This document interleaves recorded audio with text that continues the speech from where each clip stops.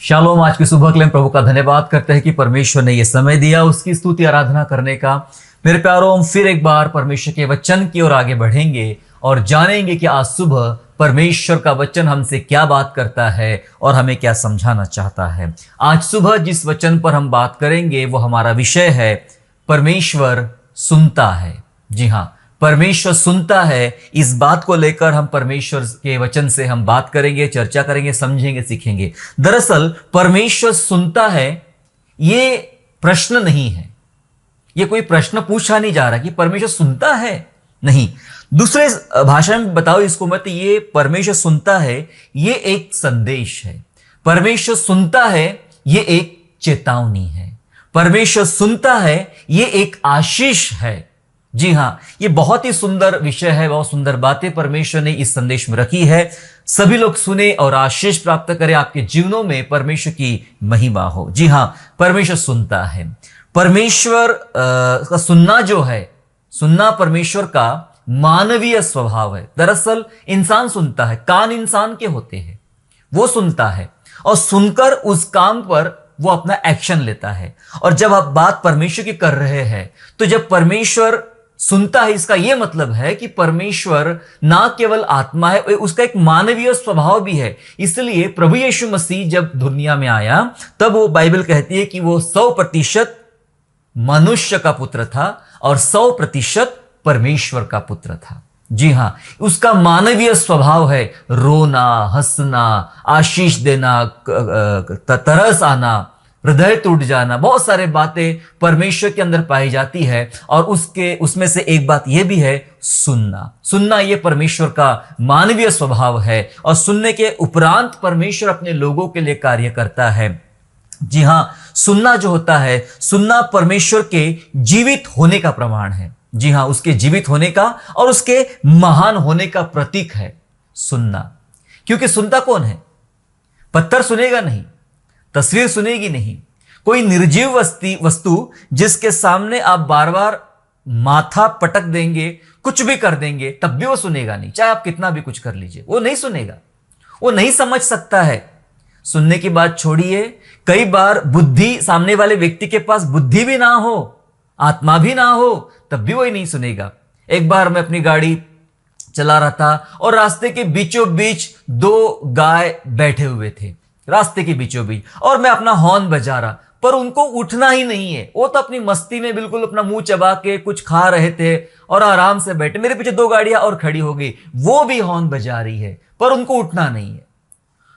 क्यों? उनको पता नहीं हो क्या रहा है। वो जीवित तो है, पर उनके पास समझ नहीं है कि ये बैठने की, रास्ते के बीचों बीच बैठने की जगह नहीं है। उनके पास समझ नहीं, उनके पास आत्मा नहीं है। मैं वही समझाना चाहता। परमेश्वर सुनता है, ये उसका मानवीय स्वभाव है। ना केवल वो जीवित है सुनने के द्वारा, ना केवल वो जीवित है, लेकिन वो अपनी प्रतिक्रिया देता है सुनने के बाद। और सुनना परमेश्वर के महान होने का प्रतीक है, क्योंकि सुनने के बाद वो चमत्कार करता है, सुनने के बाद वो काम करता है, जो अपने लोगों की बातें सुनता है, प्रार्थना सुनता है, और उसके उपरांत उनके जीवन में बड़े बड़े काम होते हैं। आज जो भी हम काम देखते हैं अपने जीवनों में, कलीसिया के जीवनों में, या फिर बाइबल उठा के देख लीजिए, और बाइबल में जितने काम हुए हैं, फिर वो इसहाक का जन्म हो, समंदर का फटना हो, या शमूएल का जन्म हो, जितने भी काम बाइबल में हुए हैं वो सब प्रार्थना के बाद, यानी परमेश्वर के सुनने के बाद हुए हैं। परमेश्वर ने सुना था एक एक बात।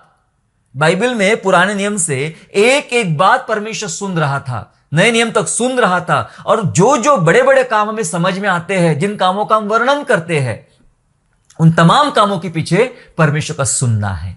अगर वो सुनता नहीं तो इतना चमत्कार हमें देखने को नहीं मिलता। अगर वो सुनता नहीं तो आप और मैं आज यहां खड़े नहीं होते थे। अगर वो सुनता नहीं तो आज कोई भी उस पर विश्वास नहीं करता था। जी हां, सुनकर प्रतिक्रिया करता है, प्रत्युत्तर देता है। यह उसके महान होने का प्रतीक है और यह उसके जीवित होने का प्रतीक है। इतना ही नहीं, छुटकारे का कार्य, इन दिनों कलीसिया जो काम कर रही है वो छुटकारे के कार्यों पर काम कर रही है। आप और मैं, एक तमाम विश्वासी प्रचारक, पास्टर्स जो है, वो छुटकारे के ऊपर कार्य कर रहे हैं कि लोगों का छुटकारा हो, परमेश्वर के राज्य का विस्तार हो। छुटकारे के कार्य में परमेश्वर का सुनना बहुत महत्वपूर्ण है। सुनिए, छुटकारे के कार्य में परमेश्वर का सुनना बहुत महत्वपूर्ण है, अन्यथा कलीसिया विकलांग हो जाएगी। अगर परमेश्वर सुनेगा नहीं तो कलीसिया विकलांग हो जाएगी। मैं इसलिए कह रहा हूं क्योंकि हमारे हाथ में कुछ भी नहीं होता है, हम में से किसी के हाथ में कुछ नहीं होता है। आप में से कोई ऐसा कह सकता है मैं जब कहता हूं ना तभी होता है? आपके कहने से नहीं हो रहा, उसके सुनने से हो रहा है। समझ लीजिए, कभी कभी हम अपने आप पे इतना भरोसा कर बैठे कि मैं हूं तो मेरे सामने कोई भी नहीं है। ऐसा नहीं, मैंने एक बार भी आपको बताया था, एक बूढ़ी औरत थी और उसके घर में एक मुर्गा था और वो कहती थी कि मेरा मुर्गा बाग देता है तभी सूरज निकलता है।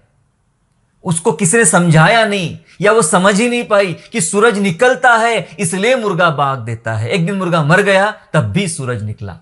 मैं यही बताना चाहता मेरे प्यारों आपको कि परमेश्वर का सुनना महत्वपूर्ण है इस छुटकारे के कामों में। जब हम बीमारों के लिए प्रार्थना कर रहे हैं, जब हम पापियों के लिए प्रार्थना कर रहे हैं, जब हम परमेश्वर के राज्य का विस्तार कर रहे हैं, उसके लिए किसान बन के मजदूर बन के काम कर रहे हैं, तब पता है एक मुख्य बात हम करते हैं, हर बार प्रार्थना प्रार्थना प्रार्थना प्रार्थना। बीमार आ गया उसके लिए प्रार्थना, रोगी आ गया उसके लिए प्रार्थना, कोई दुष्टात्मा पीड़ित आ गया उसके लिए प्रार्थना, कोई पापी आया उसके लिए प्रार्थना। प्रार्थना का मतलब होता है कि हम अपने परमेश्वर से निवेदन कर रहे हैं कि परमेश्वर आप चमत्कार कीजिए, आप चमत्कार कीजिए। और तब चमत्कार होते, तब बड़े बड़े छुटकारे होते हैं, बड़े बड़े काम होते हैं। पता है क्यों? एक छोटा पार्ट है हमारा कि हमने प्रार्थना किया, एक छोटा सा हिस्सा बता रहा हूं मैं, लेकिन एक बहुत बड़ा हिस्सा है परमेश्वर ने सुना और सुनकर प्रति उत्तर दिया।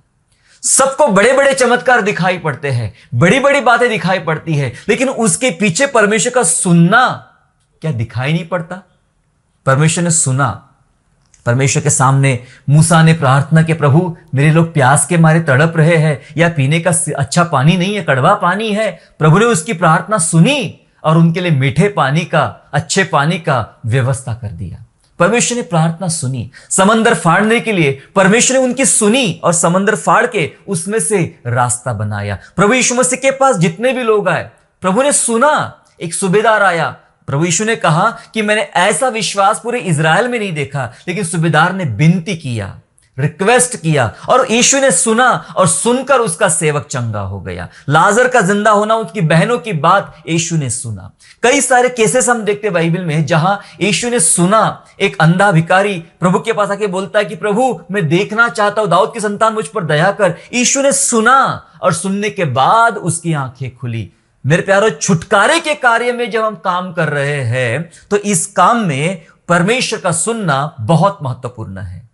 नहीं, अगर मान के चलिए क्या होगा, हम सभाओं पे सभा ले रहे हैं, कलीसिया चला रहे हैं, सेवकाई कर रहे हैं, काम कर रहे हैं और परमेश्वर ने सुनना बंद कर दिया, मैं बताना चाहता हूं कलीसिया विकलांग हो जाएगी। परमेश्वर के सुने बगैर कोई काम नहीं होगा। परमेश्वर सुनेगा नहीं तो कोई चमत्कार आपके और मेरे जीवन में नहीं होगा। इसलिए परमेश्वर सुनता है, ये क्वेश्चन मार्क नहीं है, परमेश्वर सुनता है। ये एक संदेश है, ये एक चेतावनी है, ये एक आशीष है। ये सब बातों का आज हम परमेश्वर के वचन से जानेंगे, समझेंगे कि किस प्रकार से परमेश्वर सुनता है। जी हां, कैसे सुनता है सुनिए मेरे साथ में, मतलब पढ़े मेरे साथ में। भजन संहिता 34 अध्याय निकाल लेंगे और वचन 17, साम 34 वर्स 17 ऐसा कहता है, धर्मी दोहाई देते हैं और यहोवा सुनता है और उनको सब विपत्तियों से छुड़ाता है। हालेलुया। वचन कहता है धर्मी दोहाई देते हैं। धर्मी अपना पार्ट निभाते हैं, दोहाई देना उनका पार्ट है, उनकी जिम्मेदारी है। कब दोहाई देते?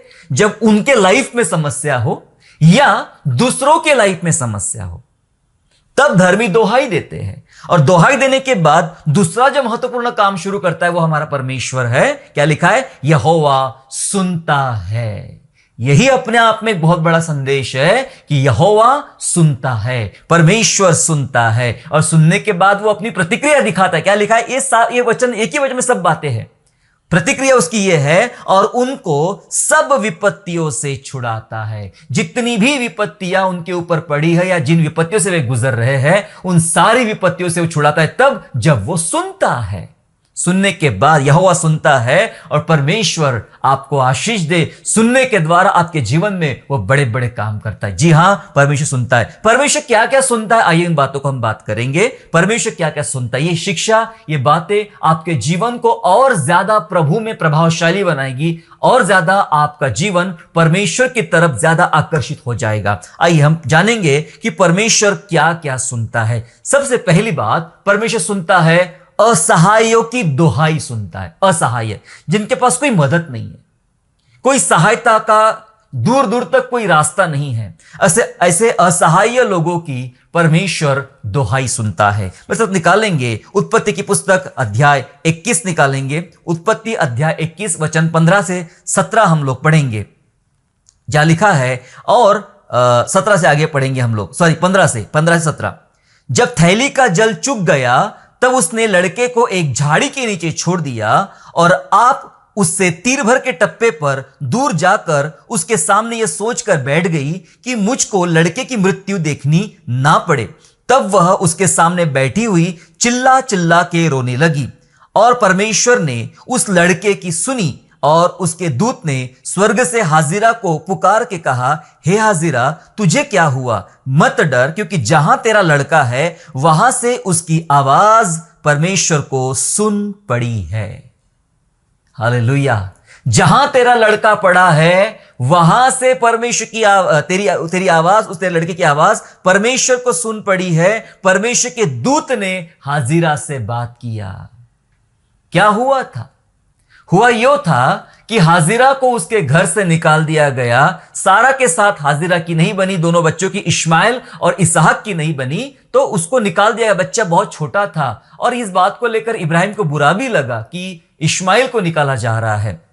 लेकिन प्रभु ने कहा उसे निकलने दे, कोई बात नहीं, उसका भी वंश में बढ़ाऊंगा। निकलने दिया और उन दिनों उस देश में पानी का अकाल, विदाउट पानी कोई जी नहीं पाएगा, मर जाएंगे। यही वजह थी कि हाजिरा कहती यहां दूर दूर तक कहीं पानी नहीं है और बिना पानी के मैं और ज्यादा मेरे बच्चे को आगे नहीं ले जा सकती हूं।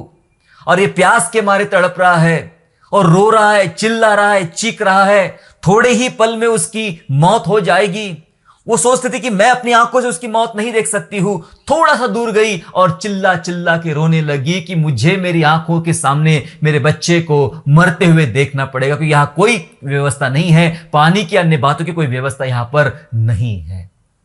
मेरे प्यारो, उसकी चिल्लाहट परमेश्वर ने सुना, क्योंकि ये इस समय हाजिरा असहाय है, ये इश्माइल असहाय है।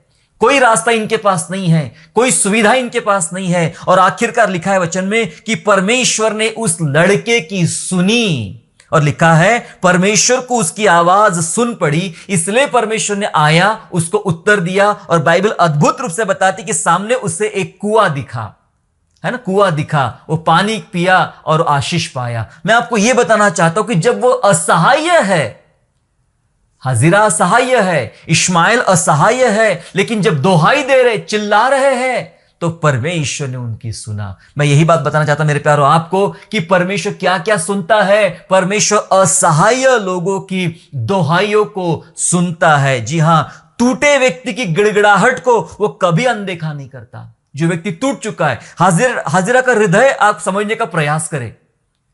हाजिरा टूट गई है, इश्माइल को समझने का प्रयास करें, वो टूट गया है। और टूटे व्यक्ति की जो गिड़गिड़ाहट होती है, जी हां, इन गिड़गिड़ाहट को परमेश्वर कभी भी अनदेखा नहीं करता है। परमेश्वर कभी अनदेखा नहीं करेगा। आपके जीवनों में क्या चल रहा है, आपके जीवनों में क्या आप सचमुच असहाय महसूस कर रहे हैं? कभी कभी हम असहाय होने का ढोंग करते हैं, ड्रामा करते हैं। कई बार ऐसा होता है कि मेरे पास तो कोई मदद नहीं है, मेरे पास कोई सहायता नहीं है, लेकिन हम परमेश्वर से छिप नहीं सकते हैं, परमेश्वर से झूठ नहीं बोल सकते हैं। परमेश्वर असली असहाय व्यक्ति को ढूंढता है। सचमुच क्या ये असहाय है? असहाय है।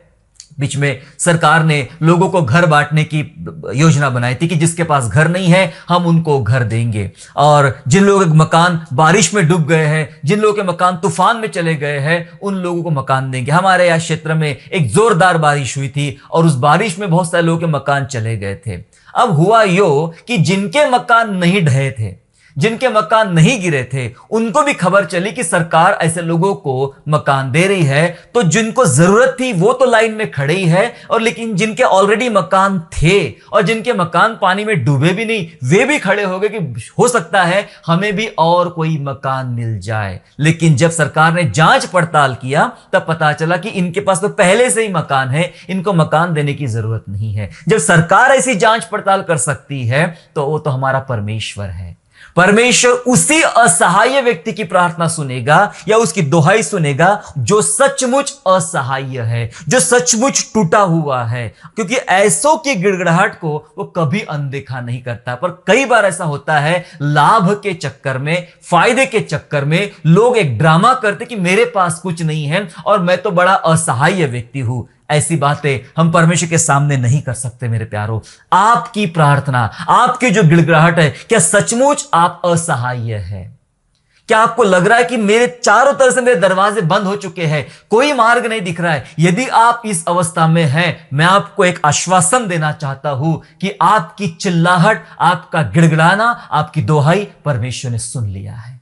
अब वो उतरेगा और आपको जवाब देगा। उसने इश्माइल को जवाब दिया, उसने हाजिरा को जवाब दिया, जबकि ये तो प्रॉमिस में थे भी नहीं, तब भी उनकी प्रार्थना का परमेश्वर ने जवाब दिया। मैं आपको बात बताना चाहता हूं मेरे प्यारों, जब हम टूट रहे होते हैं तब हमारी प्रार्थना की क्षमता बढ़ रही होती है। यूं ही प्रार्थनाएं नहीं होती है, यूं ही प्रार्थनाएं बढ़ती नहीं है। प्रार्थना सिर्फ बकबक करना नहीं होता है। दरअसल जब हम टूट रहे होते हैं, असली प्रार्थना तब शुरू होती है। जब हम टूट रहे होते हैं, आपकी प्रार्थना करने की क्षमता, प्रार्थना की सामर्थ आपके भीतर से निकल पड़ती है, और तब आप दूसरों के लिए या अन्य बातों के लिए आप प्रार्थना करते हो, और वो प्रार्थना सीधा बिना किसी रुकावट की परमेश्वर की हृदय को जाके टच करती है। और तब परमेश्वर को आना होता है। परमेश्वर दूतों को भेजता है, अपने कान फैलाता है और कहता है, बोल तुझे क्या चाहिए, मैं तेरे लिए क्या करूं। परमेश्वर सचमुच ऐसे असहाय लोगों की, टूटे हुओं की और गिड़गिड़ाने वालों की दुआ परमेश्वर सुनता है। दूसरी बात जो हम समझने जा रहे हैं मेरे प्यारों, परमेश्वर सुनता है में दूसरी बात वो सुनता है, वह अन्याय को सुनता है। अन्याय समझ लीजिएगा, हम बहुत विशेष मुद्दों पर आज चर्चा कर रहे हैं और विशेष वचनों के साथ हम प्रभु के वचन को समझने जा रहे हैं। जी हां, वह अन्याय को सुनता है। जहां अन्याय हो रहा है सुनता है। कभी अन्याय परमेश्वर से छिप नहीं सकता, क्योंकि जहां जहां अन्याय है, मुझे नहीं पता वो आदमी अन्याय जो सहन कर रहा है वो आदमी विश्वासी है या अविश्वासी है, ये हमें नहीं पता, लेकिन वो परमेश्वर की बनाई हुई सृष्टि है, और यदि वहां अन्याय है तो परमेश्वर के कान बराबर खड़े होते उस अन्याय को सहने वाले या अन्याय को गुजरने वाले उस व्यक्ति के विषय में। जी हां, वो अन्याय को सुनता है। पढ़ेंगे वचनों के साथ, निर्गमन की पुस्तक अध्याय 3 वचन 7 और वचन 9, 7 और 9 पढ़ेंगे तीसरे अध्याय का, जहां पर इस प्रकार से लिखा गया है। 7वां वचन कहता है, फिर यहोवा ने कहा, मैंने अपनी प्रजा के लोग जो मिस्र में हैं उनके दुख को निश्चय देखा है, और उनकी चिल्लाहट परिश्रम करवाने वालों के कारण होती है, उसको भी मैंने सुना है, और उनकी पीड़ा पर मैंने चित्त लगाया है। जी हां, 9वां वचन ऐसा कहता है, सो अब सुन, इजराइलियों की चिल्लाहट मुझे सुनाई पड़ी है, और मिस्रियों का उन पर अंधेर करना भी मुझे दिखाई पड़ा है। वचन कह रहा है कि जो चिल्लाहट उनकी हो रही है इजराइलियों की, मिस्र के लोगों के द्वारा, मिस्र के जो लोग उनके ऊपर परिश्रम उनको करवाते थे, उसके द्वारा जो उनकी चिल्लाहट हो रही थी, वो परमेश्वर ने सुना था। दरअसल उनके ऊपर अत्याचार हो रहे थे और वे लोग अन्याय सहन कर रहे थे, और बाइबल कह रही है कि परमेश्वर ने उनको सुना। मुझे नहीं लगता है कि ये लोग बराबर प्रार्थना कर रहे थे, पर ये जो कराहट आ रही थी, अन्याय जो हो रहा था, चीख रहे थे, टूट रहे थे, मुश्किलों को महसूस कर रहे थे, बर्बादी को देख रहे थे, मृत्यु का समय उनके सामने था, वो तमाम बातों को गुजर रहे थे। ये तमाम बातें परमेश्वर ने सुना। जब वे चिल्ला रहे थे, जब उन्हें मार पड़ रही थी, जब उन्हें पनिशमेंट दिया जा रहा था, जब उन्हें जलाया जा रहा था, जब उन्हें काटा जा रहा था, ये सारी चिल्लाहट परमेश्वर ने सुनी। चिल्लाहट के पीछे का रीजन क्या था? अन्याय। अन्याय जो उन पे हो रहा था, वो अन्याय परमेश्वर ने सुना, और सुनने के बाद मुझे नहीं लगता किसी ने सामने से पहल किया इस बारे में कि प्रभु जी बचा लीजिए ना, बचा लीजिए ना। हम इब्राहिम के केस में देखते हैं, लूत के केस में देखते हैं कि इब्राहिम ने प्रार्थना किया था, है ना, लूत को बचाएंगे प्रभु आप। डायरेक्ट ना लेते प्रभु, इब्राहिम ने इनडायरेक्टली बात किया था, 50 मिल जाए बचाएंगे प्रभु, 40 मिल जाए धर्मी तो बचाएंगे प्रभु, 20 मिल जाए बचाएंगे प्रभु, है ना, बार्गेनिंग कर रहा था। और उसकी प्रार्थना के आधार पे परमेश्वर ने लूत को बचा लिया। लेकिन इन इजरायलियों के पीछे क्या, मुझे नहीं लगता कि इनमें से कोई खड़ा था ऐसी प्रार्थना करने वाला, लेकिन परमेश्वर ने वो वाचा जो इब्राहिम के साथ बांधी थी उसको परमेश्वर ने याद रखा था। इतने साल गुजर गए, ये तकलीफ तकलीफ तकलीफ उठा रहे थे। मुझे नहीं लगता कि इनमें से किसी ने बहुत ही अच्छे से प्रार्थना किया, प्रभु हमें बचाने के लिए आप कब उतरोगे। लेकिन मुझे लगता है कि परमेश्वर सुन रहा था, और जब इनकी चिल्लाहट तड़प परमेश्वर को समझ में आई, तब परमेश्वर ने सुना। और सुनने के बाद, मैंने पहले बताया, सुनना बहुत महत्वपूर्ण रोल है परमेश्वर का। यस, वो बड़ा महान परमेश्वर है, सुनना रोल है। उसने सुना और सुनने के बाद प्रतिक्रिया किया, प्रत्युत्तर लाया उनकी चिल्लाहट के पीछे, उनके अन्याय के पीछे। हम सब जानते हैं कि किस प्रकार से, किस अद्भुत तरीके से परमेश्वर ने अपनी प्रजा को मिस्र की गुलामी से बाहर निकाला और उनको छुड़ा लिया और उनको बचा लिया। जी हां, हालेलुया। वह अन्याय बर्दाश्त नहीं करता। कैसा प्रभु है हमारा, वो अन्याय बर्दाश्त नहीं करता। यह उसके न्यायी होने का सबूत है। वो न्यायी है, और ऐसा न्यायी जो अन्याय बर्दाश्त नहीं करता। किसी के ऊपर भी अगर अन्याय हो रहा है तो वह अन्याय बर्दाश्त नहीं करता, फिर उस अन्याय को किसी भी श्रेणी में लाने का प्रयास करे, किसी भी नियम शास्त्र में लाने का प्रयास करे। बाइबल में एक पापीणी स्त्री पर पथराव किया जा रहा था, है ना, हम सब जानते हैं इस किस्से को कि पथराव किया जा रहा था। और दरअसल मूसा की व्यवस्था के अनुसार वो नियम शास्त्र ही वही था। नियम शास्त्र के अनुसार जिसने इस प्रकार का पाप किया है वो पत्थर से मार डाला जाए। तो वो लोग जो कर रहे थे वो अपने हिसाब से सही थे, उनके लिए ऐसी व्यवस्था थी, ऐसा कानून था। लेकिन मैं बताना चाहता हूं, परमेश्वर की दया के ऊपर कोई चीज नहीं होती है। उसका अपना एक कानून है, उसके कानून के ऊपर कोई चीज नहीं होती है, चाहे कोई भी व्यवस्था क्यों ना हो। वो व्यवस्था थी, इसका यह मतलब नहीं कि वो अधूरी व्यवस्था, क्योंकि वो भी व्यवस्था परमेश्वर ने मूसा के जरिए अपनी व्यवस्था बताई थी लोगों को। लेकिन यह बताना चाह रहा था, मारो, यदि वो पापी है तो उसको मारो। यीशु ने रोका, सबसे पहला पत्थर वो मारे जिसने कभी कोई पाप ना किया हो। यह था परमेश्वर का न्याय, उस पापी स्त्री के प्रति भी और इन लोगों के प्रति भी। कभी कभी एक तरफा चलते हम लोग। प्रभु यीशु मसीह एक तरफा चलाने वालों को बात करता है, रुक कर अपनी व्यवस्था वो दिखाता है। वो ऐसा न्यायी है कि किधर भी किसी भी प्रकार का अन्याय बर्दाश्त नहीं करता। इसलिए इन तमाम हजारों लाखों जो इजरायली यहां फंसे हुए थे, अन्याय में थे, इनकी प्रार्थना परमेश्वर ने सुन लिया, इनकी चिल्लाहट परमेश्वर ने सुन लिया।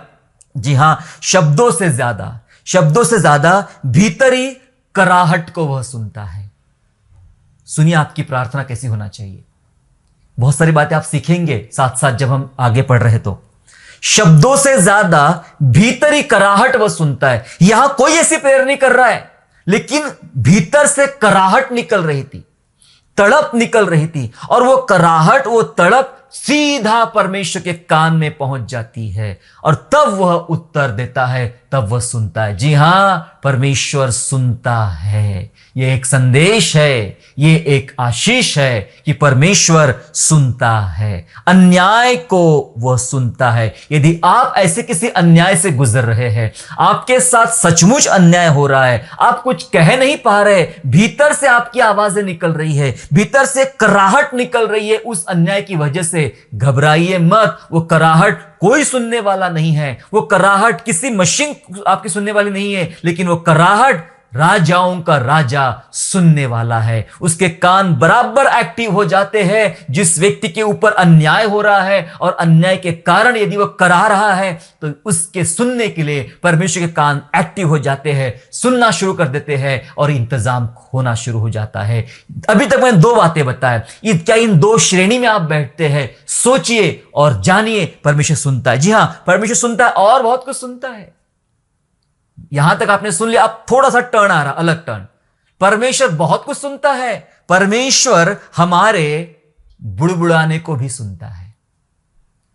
यस, वो सुनता है। और यहां पर बजती है खतरे की घंटी, और यह है चेतावनी। हम सबके लिए, कलीसिया के लिए चेतावनी है।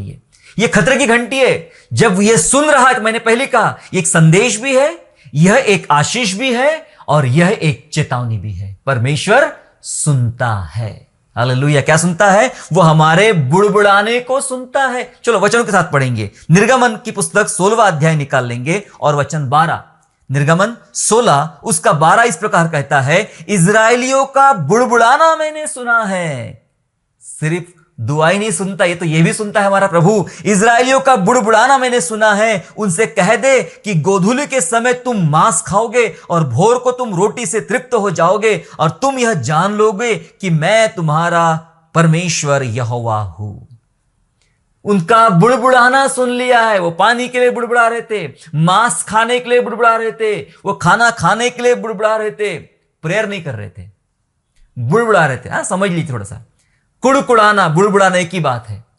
वो कुड़कुड़ा रहे थे, बुड़बुड़ा रहे थे, बकबक कर रहे थे, आपस में निंदा कर रहे थे। वे आपस में एक दूसरे पे दोष लगाने की बात करते थे, परमेश्वर पर दोष लगाने की बात करते थे, मूसा को गिराने की बात करते थे, बुड़बुड़ा रहे थे। क्या लाया हमको? वहां तो मांस की हंडियों के पास हम बैठते थे और गले तक खाते थे। वहां पे ऊपर से मार भी पड़ती थी, मार भी पड़ती थी, लेकिन गले तक खाना खाते थे। कई लोगों को बोले सब चलता है, अगर खाना मिल रहा है ना तो सब चलता है। इनको ये चलता था, और 2-4 दिन क्या नहीं मिला मांस तो बुड़बुड़ाने लग गए। प्रेयर नहीं किया, बुड़बुड़ाने लग गए। मैं बताना चाहता हूं, जब लोग परमेश्वर के विरोध में बुड़बुड़ाते हैं तो यह भी परमेश्वर सुनता है। और सुनकर क्या करेगा? ऐसा जो उसने हाजिरा के लिए किया, ऐसा करेगा जैसा उसने इजराइलियों के लिए किया? नहीं। बुड़बुड़ाने को सुनने पर वो इंतजाम करेगा भी, लेकिन ये ऐसा इंतजाम था कि गले तक खाया इन लोगों ने, और मुश्किलों में पड़ गए खाने के बाद। मैं आपको बताना चाहता हूं मेरे प्यारों, परमेश्वर हमारे बुड़बुड़ाने को भी सुनता है।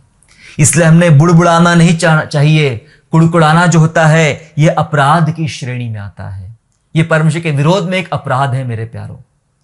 कई बार हम बहुत शांत रूप से, या मैं कहना चाहता हूं कई बार हम बहुत निश्चिंत होकर कुड़कुड़ाना करते हैं और हमें पता ही नहीं चलता कि हमने कुड़कुड़ा रहे हैं परमेश्वर के खिलाफ, या परमेश्वर के लोगों के खिलाफ, या परमेश्वर की कलीसिया के खिलाफ।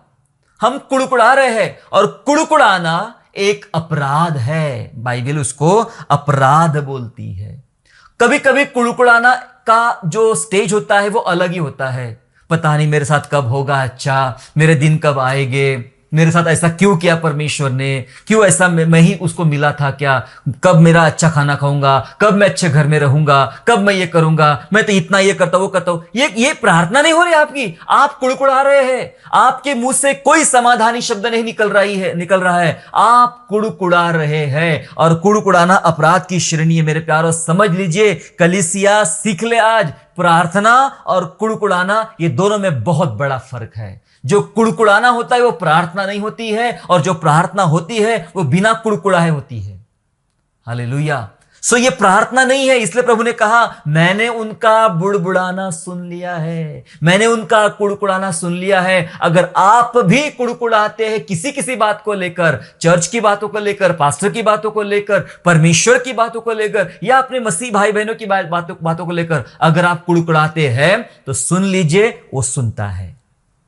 परमेश्वर सुनता है। और सुनने के बाद क्या करेगा तो ये तो प्रभु ही बताएगा, मैं आपको नहीं बता सकता। ये आपको बाइबल बताएगी कि कुड़कुड़ाहट सुनने के बाद वो क्या क्या कर सकता है।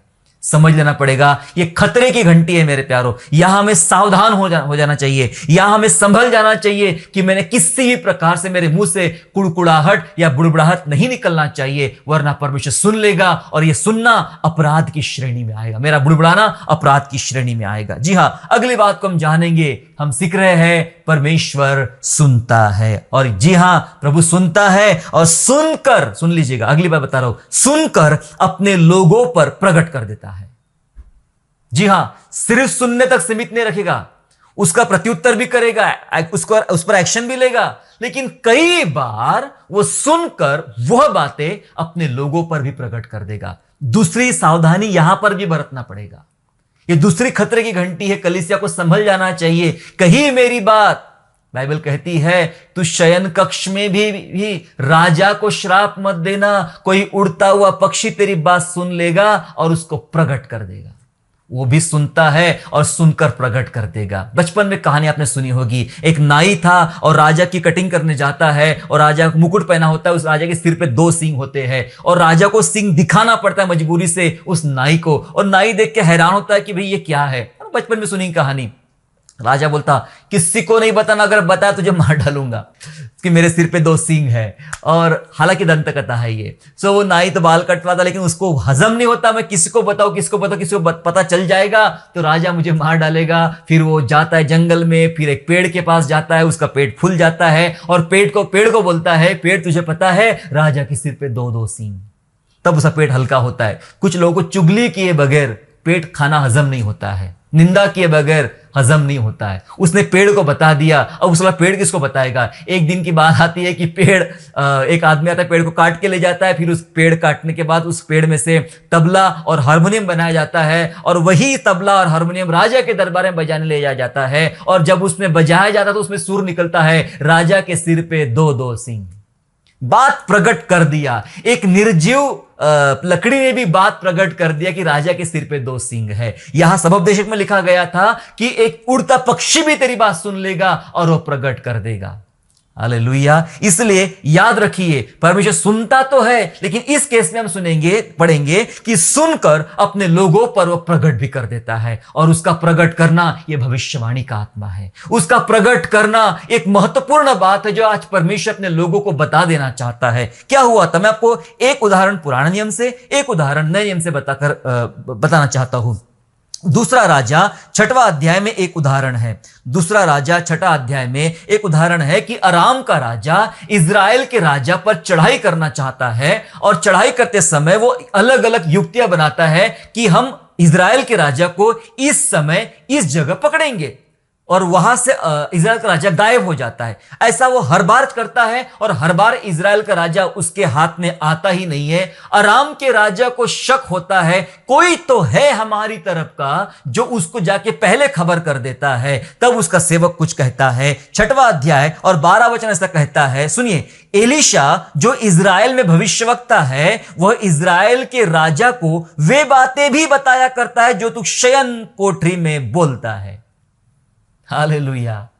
वचन कहता है कि अराम के राजा को उसका सेवक बोलता है, महाराज हमारी तरफ से कोई भी नहीं है उसको बताने वाला, लेकिन उसके पास एक नबी है, एक भविष्यवक्ता है। तू जो बात सोचता भी ना अपने बेडरूम में, वो भी बात प्रभु उस पर प्रकट कर देता है और वो बात भी राजा को बता देता है। इसलिए इजराइल का राजा तेरे हाथ में नहीं आ रहा।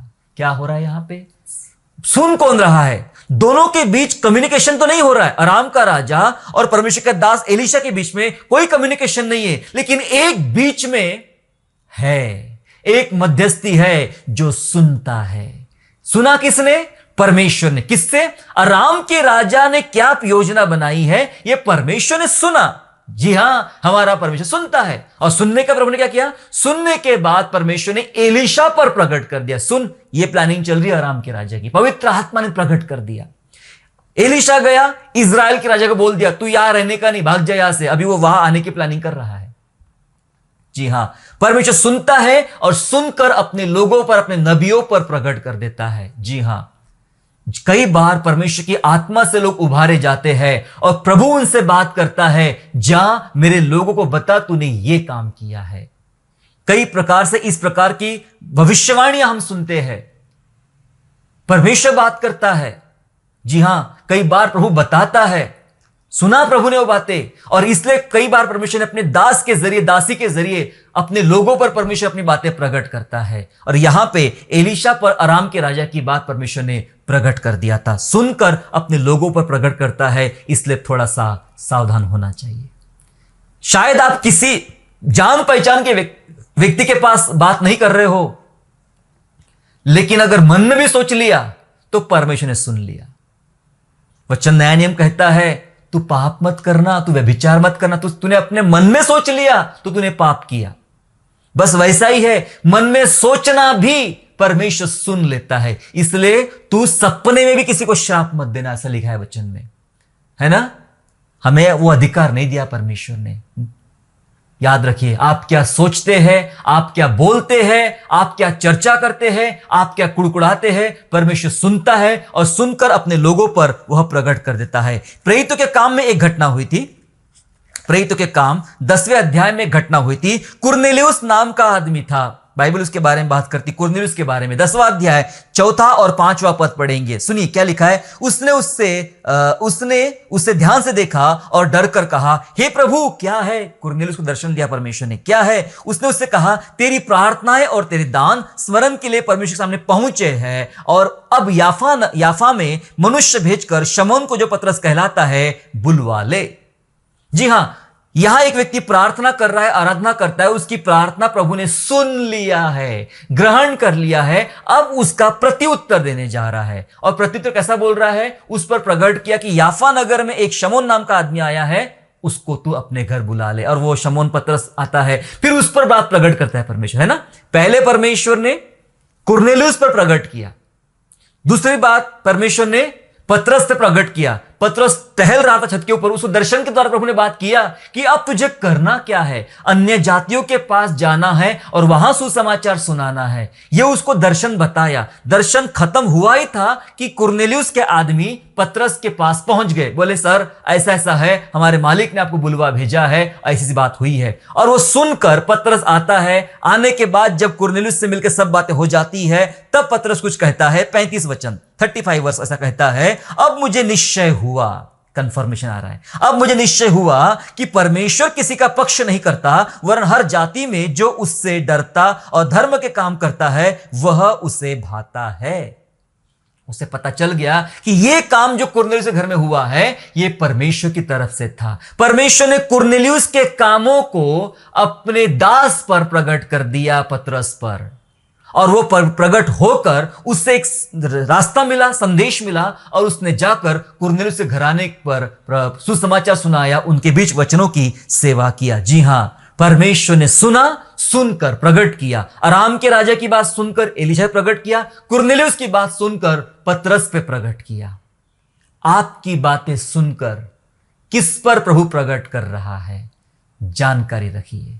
या आप वो व्यक्ति है जिस पर परमेश्वर यह प्रकट करना चाहता है कि मैंने ये बात सुनी है उस फलाने फलाने व्यक्ति की, मैं तुझे बता रहा हूं। परमेश्वर आपको स्वप्न के जरिए, दर्शनों के जरिए, वचन के जरिए या अन्य माध्यम से आप पर वो बात प्रकट कर देगा कि तूने ये बोला है, क्योंकि परमेश्वर ने सुना है। सुनना उसका बड़ा महत्वपूर्ण रोल है। हालेलुया, परमेश्वर सुनता है। हमने क्या क्या बात सीखा। हमने सीखा कि परमेश्वर असहायों की दुहाई सुनता है, परमेश्वर अन्याय को सुनता है, परमेश्वर हमारे बुड़बुड़ाने को सुनता है, परमेश्वर सुनकर अपने लोगों पर प्रकट करता है। और आखिरी बात बता के खत्म करना चाहता हूं कि परमेश्वर सिर्फ सुनता ही नहीं है, परमेश्वर तो बहरा भी हो जाता है। सिर्फ सुनता नहीं है, बहुत बार वो बहरा हो जाता है। जी हां, मनुष्य का पाप परमेश्वर को बहरा कर सकता है। ऐसा बहरा कर सकता है कि वो दोबारा सुनेगा ही नहीं। यहां तो हम सुन रहे, सुनता है सारी बातें, संदेश खत्म होते तक सुन लिया, सुनता अब बात आ रही, बहरा भी हो जाता है।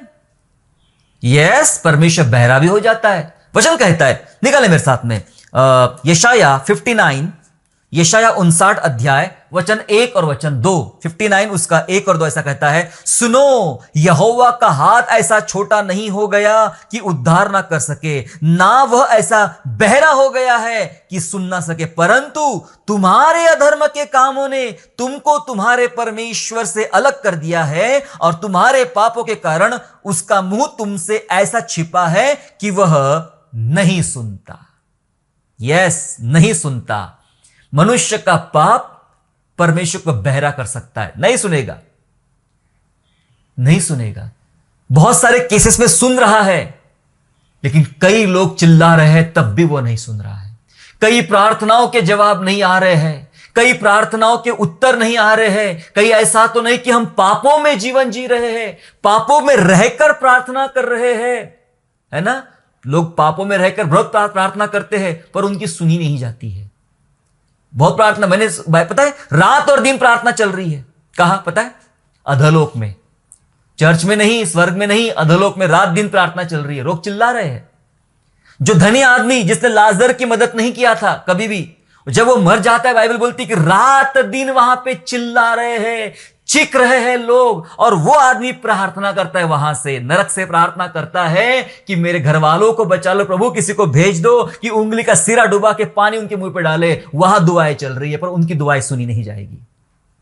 कई लोग पाप में रहकर दुआ कर रहे हैं, उनकी दुआ सुनी नहीं जाएगी, परमेश्वर कान बहरा कर देगा। सॉरी, मुझे कुछ सुनाई नहीं आ रहा, उनके सुनने के लिए कान बंद है।